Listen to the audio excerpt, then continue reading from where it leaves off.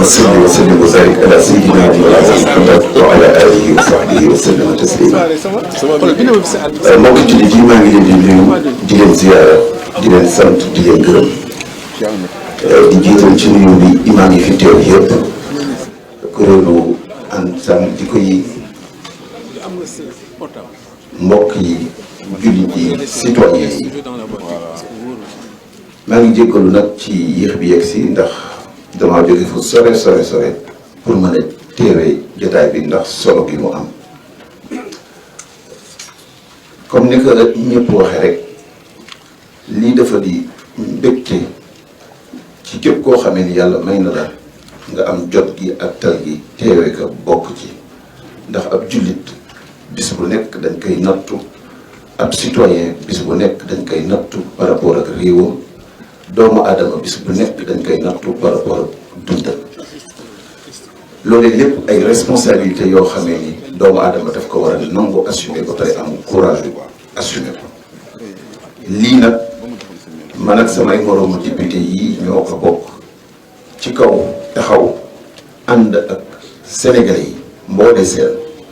pour que ñu mën a sàmm suñuy jukko ci kaw sàmm bu ñuy sàmm suñu réew ak ni ñuy dundee ci biir réew mi député Mamadou Diallo député Alioune Souaré député Cheikh Bamba Dièye député Moustapha Mbaba Guirassy député Mame Diarra Fam député Cheikh Abdou Mbacké député député Sokhna Astou Mbacké député Rokhaya Diouf député Aminata Diaw député Mamadou Diop ak député Abdoulaye Wilane te jàpp naa ni lii dafa di ñi fees ñi feeñ mais ñu bare ci seen biir xol foofu la seen taxawaay nekk tey jii nekkuñu fi pour di wax ak ma Samba wala ma Demba assemblée nationale du assemblée étranger du assemblée kenn assemblée Sénégal la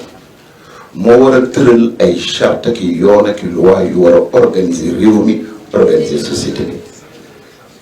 nit ku nekk nag da nga am ay engagement yoo xamee ni daf la war sa digganteeg sa askan bu la Sénégalais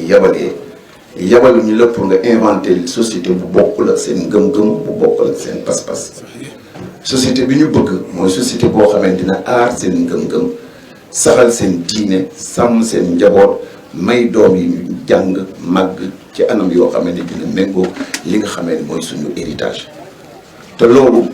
jàpp naa ni Sénégal rek du si gulee addina yëpp nit ñëpp dañ cee taxaw tey jii plus de 72 pays ci àddina taxaw nañu taxawaay bu mel nii Sénégal kon bu ñu demee naan Sénégal nangam sangam xanaa bu ñu demee ba Ouganda jël responsabilité bu mel noonu Kenya jël responsabilité bu mel noonu Tanzanie jël responsabilité bu mel noonu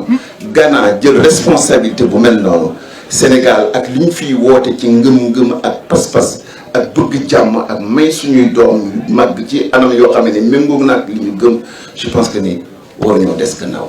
suñu responsabilité la et interpellation bi mooy dañoo war a xam ni waaw ñun suñu allégeance ci kan la jëm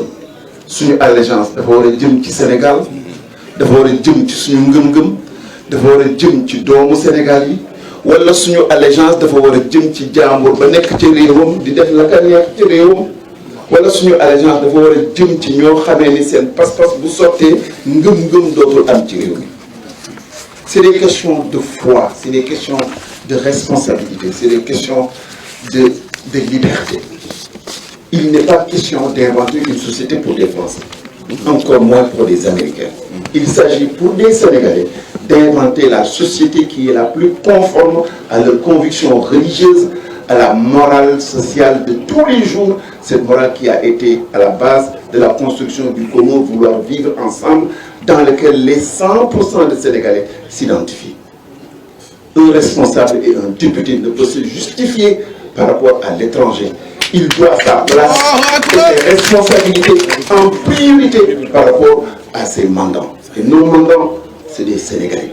Nos mandants, c'est 95% de musulmans, c'est 5% de plus de croyants, c'est des chrétiens. Lorsque le pape est vilipendé pour ses positions religieuses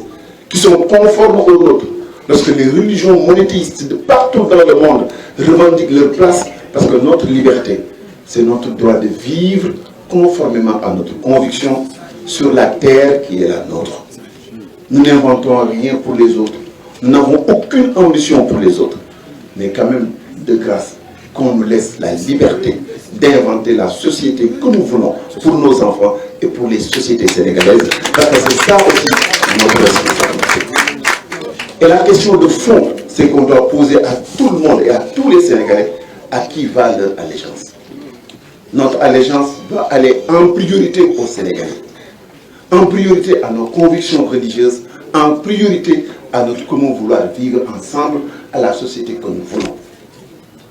Il ne saurait y être ici d'allégeance vis-à-vis de l'étranger, vis-à-vis de qui que ce soit qui n'est pas conforme avec nos convictions. Nous avons, depuis les indépendances, et même si on regarde plus loin, depuis les lobes de l'esclavage, été sous perfusion. Perfusion d'idées, perfusion de foi, perfusion de conviction, perfusion de choix de vie, perfusion de liberté, perfusion de manière d'être, perfusion de croyance. Trop, c'est trop. Il est temps que nous arrivions à nous consolider et à vivre par nous-mêmes, par nos propres convictions et à inventer la société que nous voulons pour nos enfants. C'est le minimum de liberté que nous réclamons vis-à-vis à tous les bien-pensants de tout le monde. Et il faut que les gens soient convaincus que même dans les pays occidentaux, il existe encore beaucoup de citoyens qui ne partagent pas cette vision unilatérale d'un monde qui est aux antipodes de nos valeurs. Nous ne sommes pas les seuls. Et il faut qu'on ait le courage de lever la voix, de dire aux gens que nous sommes d'accord, nous c'est aussi simple que ça. Et rien d'autre. C'est bon.